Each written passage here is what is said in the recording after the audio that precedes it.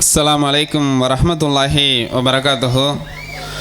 தமிழ்நாடு தௌஹீத் ஜமாத் ராமநாதபுரம் வடக்கு மாவட்டம் எம்ஆர் பட்டினம் கிளை நடத்தும் அத்தௌஹீத் மக்தப் மதரசாவின் 3ஆம் ஆண்டு நிறைவு மற்றும் பரிசளிப்பு நிகழ்ச்சி தற்போது ஆரம்பமாகிறது.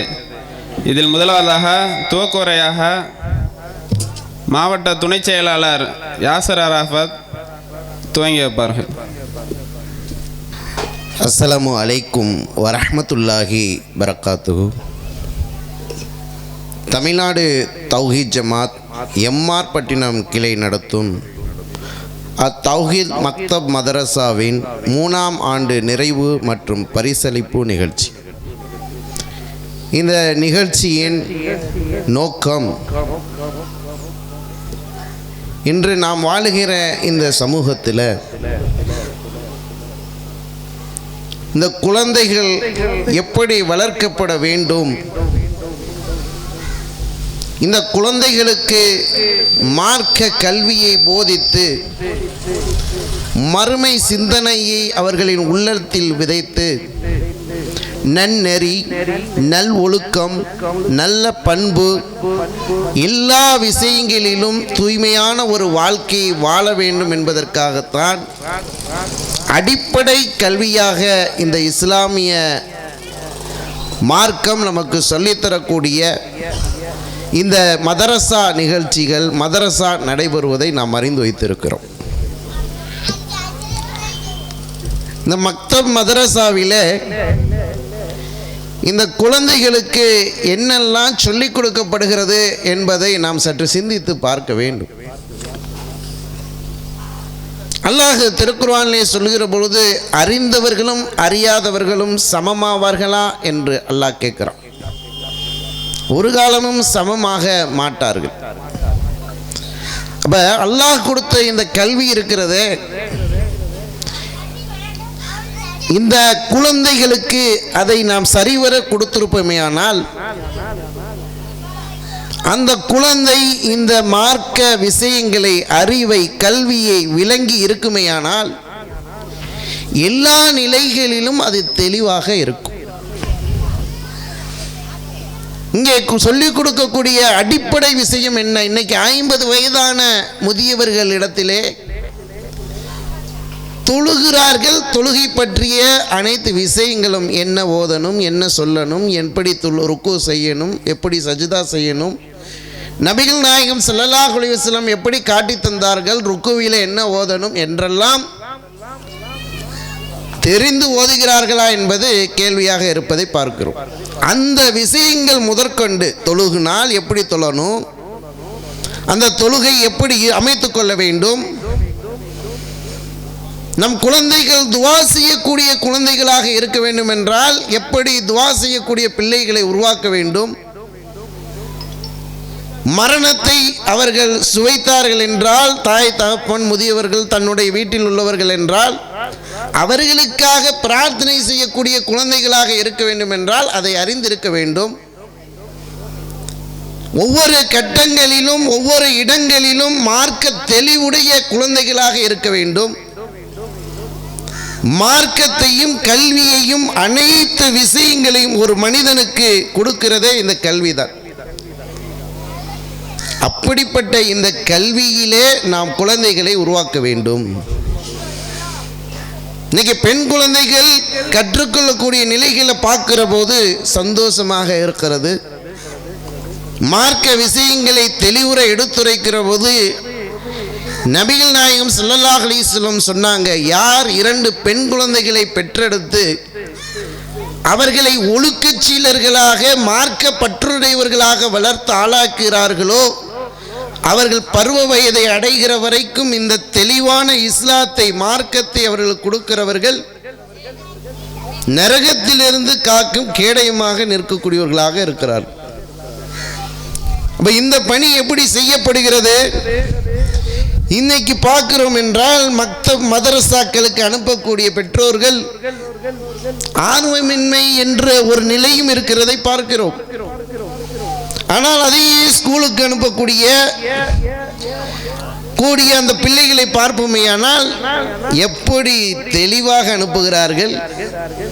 தொடச்சு புட்டமாக போட்டு இன்னும் சீவி அழகான முறையிலே பள்ளிக்கூடத்துக்கு அனுப்புகிற போது காலையிலே பள்ளிக்கு அனுப்பக்கூடிய சில குழந்தைகளை பார்ப்போமேயானால் தூக்க கண்ணோடு அனுப்பிவிடக்கூடிய நிலையும் இருக்கிறது.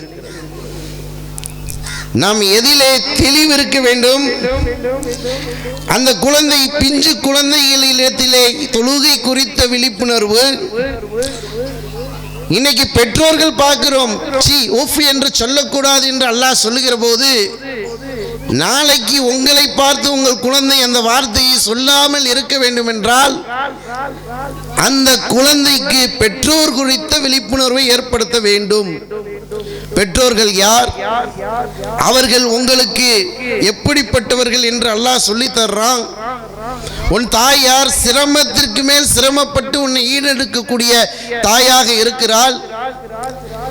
நபிகள் நாயகம் ஸல்லல்லாஹு அலைஹி வஸல்லம் ஒரு சஹாபி வந்து கேட்கிறாங்க, அல்லாஹ்வின் தூதரே, நான் உறவாடுவதற்கு மிகவும் தகுதியானவர்கள் யார் என்று சொல்லுகிற போது உன் தாய் என்றார்கள். மீண்டும் கேட்கிற பொழுதும் உன் தாய் என்றார்கள். மீண்டும் தாய் என்றார்கள். நான்காவது முறையாக உன் தந்தை என்றார்கள். அப்படிப்பட்ட மதிப்புக்குரிய அந்த தாயை நீ எப்படி மதிக்க வேண்டும்? தாய் தந்தைகள் பெற்றோர்கள் விஷயத்தில் நீ எப்படி நடந்து கொள்ள வேண்டும்? இப்படி ஒவ்வொரு விஷயமாக அந்த குழந்தைகளுக்கு சொல்லிக் கொடுக்கப்படுகிறது. ஒழு செய்வது எப்படி, தொழுவது எப்படி, இன்னும் பல வணக்க வழிபாடுகள் செய்வது எப்படி என்று A to Z வரைக்கும் இந்த சின்ன பிஞ்சு குழந்தைகளுக்கு போதிக்கப்படுகிறது. ஒருபடி மேலே சென்றால் அந்த குழந்தைகளுக்கு ஹதீஸ்னா என்ன, ஹராம் என்றால் என்ன, ஹலால் என்றால் என்ன, எதை அல்லாஹ் தடுத்திருக்கிறான், எதை அனுமதித்திருக்கிறான், அது ஒரு பக்கம் போதிக்கப்படுகிறது. அல்லாஹ் இறக்கிய திருமறை குர்ஆனை எப்படி ஓதுவது, அதை கிராத்தாக தஜ்வீதோடு அந்த குர்ஆனை அழகிய தோணியில் எப்படி அழகான முறையில் ஓதுவது என்று ஓத சொல்லிக் கொடுக்கப்படுகிறது. இன்னைக்கு எத்தனையோ முதியவர்களை பார்க்கிறோம், குர்ஆன் ஓத தெரியாது என்று சொல்லக்கூடியவர்களை பார்க்கிறோம். ஆனால் இந்த பிஞ்சு குழந்தைகளுக்கு, அடுத்த தலைமுறைகளுக்கு குர்ஆனை எப்படி ஓத வேண்டும் என்று சொல்லிக் கொடுக்கப்படுகிறது. அதே நேரத்திலே குர்ஆன் வசனங்களை உள்ளங்களில் சுமக்க அவர்களுக்கு மனனம் செய்வதற்கு சொல்லிக் கொடுக்கப்படுகிறது. அதே போல ஒவ்வொரு துஆக்களையும் காலையில் எழுந்தது முதல் இரவு தூங்குவது வரைக்கும் என்னென்ன இடங்களில் எல்லாம் நீங்கள் பிரார்த்தனை செய்ய வேண்டும் என்று அல்லாஹ்வுடைய தூதர் காட்டி தந்திருக்கிறார்களோ அத்தனை விஷயங்களும் சொல்லித் தரப்படுகிறது. இப்படி மார்க்கத்தை சொல்லி, மார்க்கத்தை போதித்து, தன் குழந்தைகளுக்கு அதை கற்றுக் கொடுத்து, வருங்காலத்தில் அந்த குழந்தைகள் இஸ்லாத்தின் அடிப்படையிலும் அறிவு சிந்தனையோடும் வாழ வேண்டும், நன்னெறியோடு வாழ வேண்டும், நல் ஒழுக்கத்தோடு வாழ வேண்டும், பிற மக்களிடத்தில் எப்படி நடந்து கொள்ள வேண்டும், பெற்றோர்களிடத்தில் எப்படி நடந்து கொள்ள வேண்டும், பெரியோர்களிடத்தில் எப்படி நடந்து கொள்ள வேண்டும், தன் வாழ்க்கையை எப்படி அமைத்துக் கொள்ள வேண்டும், அல்லாஹ் ரசூல் காட்டியபடி தன் வாழ்நாளை எப்படி அமைத்துக் கொள்ள வேண்டும் என்பது எல்லா விஷயங்களும் இந்த மதரசாக்களிலிருந்து போதிக்கப்படுகிறது.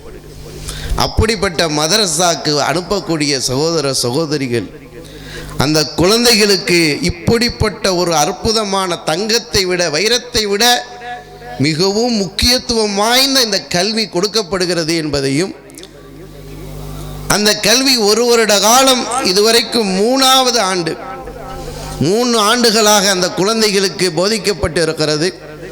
அதன் நிறைவாகத்தான் இந்த நிகழ்ச்சி நடைபெற்று கொண்டிருக்கிறது. இன்ஷா அல்லாஹ் இதன் தொடர்ச்சியாக மாணவ மாணவிகள் உங்களிடத்திலே உரை நிகழ்த்த உள்ளார்கள்.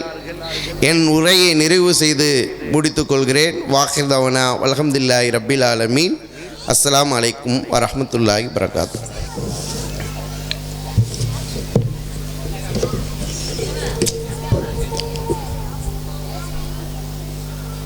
எல்லாரும் வந்துட்டாங்க, தலைவர் எல்லாம் வந்துட்டாங்க.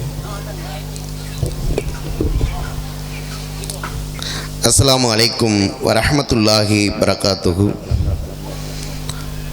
அத்தௌஹீத் மக்தப் மதரசா 3ஆம் ஆண்டு நிறைவு நிகழ்ச்சி துவங்குகிறது. முதலாவதாக மாணவ மாணவிகளுக்கான இந்த நிகழ்ச்சி கிராத் ஓதக்கூடிய மாணவர்கள் இருக்கிறார்கள். பேர் சொல்லுவோம். அந்த மாணவர்கள் கிராத் ஓதுமாறு அன்போடு கேட்டுக்கொள்கிறோம்.